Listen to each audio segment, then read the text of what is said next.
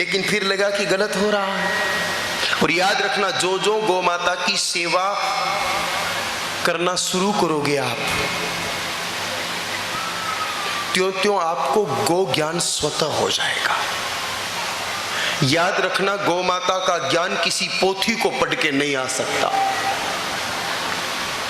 अगर आप ये सोच रहे हो कि गौ माता का ज्ञान किसी पोथी से आता है तो ये सत्य नहीं है।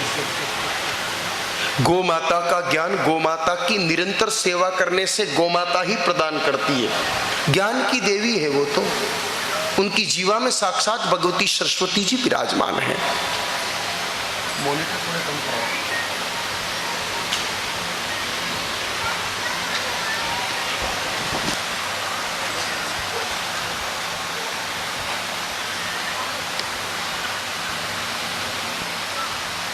शास्त्रों में प्रसंग आता है, दीर्घतमा नाम के एक ऋषि थे,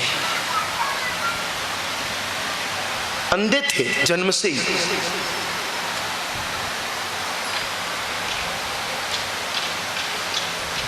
वो जब गर्भ में थे तब उनके ताऊजी ने शाप दे दिया।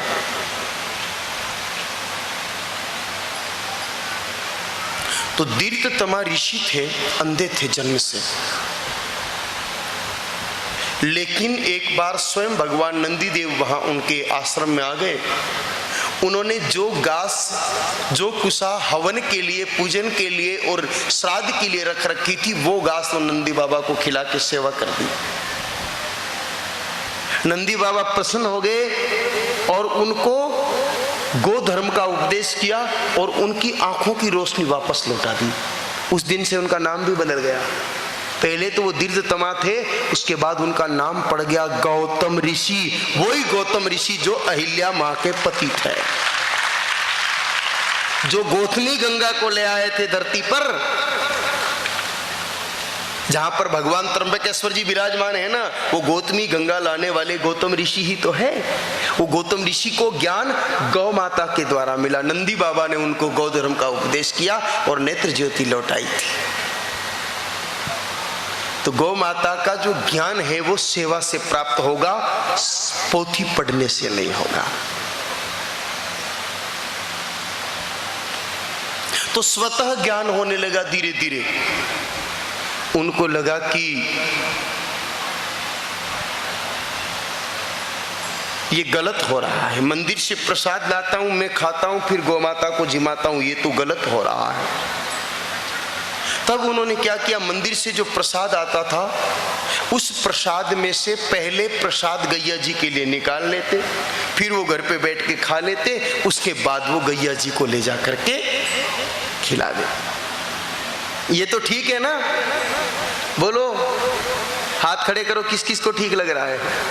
सबको ठीक लग रहा है, हमको तो बिल्कुल भी ठीक नहीं लग रहा है। थोड़े दिन बाद उनको भी ये गलत लगा। वल्लभदास जी को लगा कि ये भी गलत हो रहा है।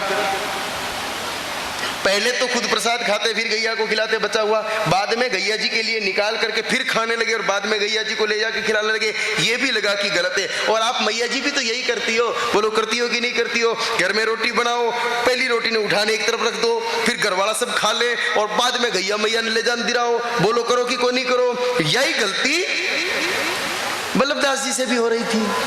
अब आपको भी ये कोई गलती है? बिल्कुल साहब, बहुत बड़ी गलती है। ये बहुत बड़ी गलती है।